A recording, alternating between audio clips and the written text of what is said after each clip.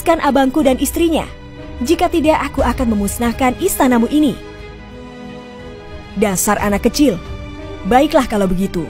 Aku akan melepaskan abangmu beserta istrinya asalkan kau memenuhi syaratku," ucap kepala yang lain berusaha menjebak Gajah Merik. "Syarat apapun itu pasti akan bisa kupenuhi," jawab Gajah Merik yakin. "Syarat pertama adalah kau harus menghidupkan kembali semua pengawalku yang telah kau bunuh. Kemudian syarat kedua adalah kau harus bisa mengalahkanku. Sesudahnya kau bisa mendapatkan kembali abang dan istrinya," jawab salah satu kepala yang diikuti tawa terbahak-bahak ketujuh kepala sang raja. "Baiklah kalau memang itu maumu," ucap Gajah Merik tanpa keraguan sedikit pun di dalam hatinya. Dengan bantuan kesaktian sang kakek yang ada di dalam mimpinya, Gajah Merik mengusap mata setiap pengawal yang telah ia kalahkan satu persatu. Tak lupa ia juga membaca sebuah mantra yang diajarkan padanya.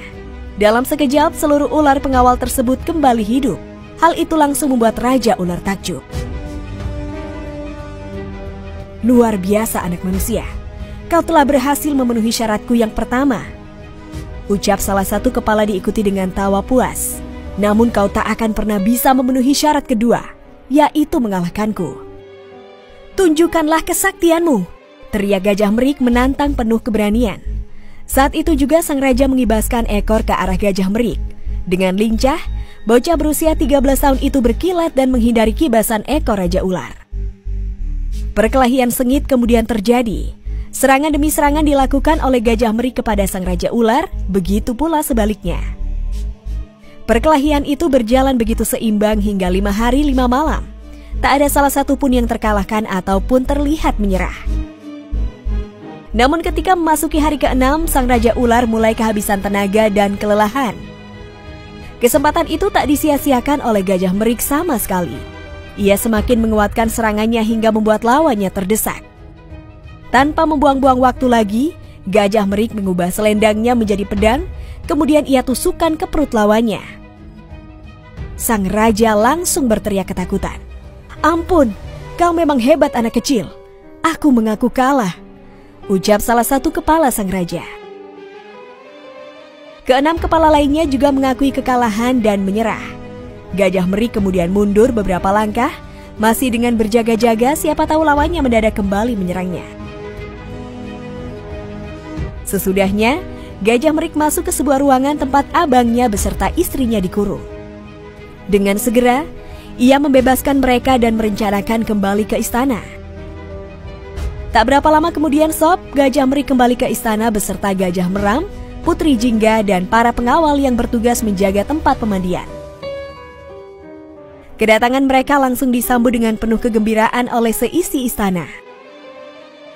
Sebagai tanda syukur dan kebahagiaan, Raja Bikau Bermano membuat pesta besar-besaran selama 7 hari 7 malam. Kabar kembalinya Gajah Meram pun langsung tersebar ke seluruh penjuru negeri dengan cepat. Banyak orang yang datang ke pesta tersebut untuk turut serta merayakannya.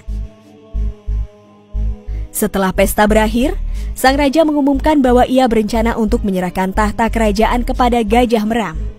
Namun Sob, siapa sangka kalau sang putra mahkota sulung secara terang-terangan menolak kursi kekuasaan itu dan menyarankan untuk memberikan tahta kerajaan ke adik bungsunya. Gajah Merik kemudian diangkat sebagai raja menggantikan ayahnya. Kemudian Raja Ular dan para pengikutnya pun dijadikan hulu balang yang bertugas untuk menjaga Danau Tes. Nah Sobat Asik, itulah cerita rakyat tentang ular kepala 7. Ular tersebut pun dipercayai oleh masyarakat Tebong sebagai penunggu Danau Tes. Sarangnya berada di Teluk Lem sampai di bawah Pondok Lucuk. Akan tetapi sampai saat ini belum ada terdengar satupun kabar berita seseorang pernah bertemu dengan ular berkepala 7.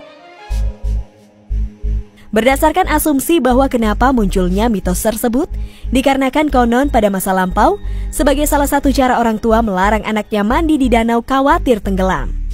Sehingga dilegendakan cerita seolah ada ular berkepala 7 di dalam Danau Tes.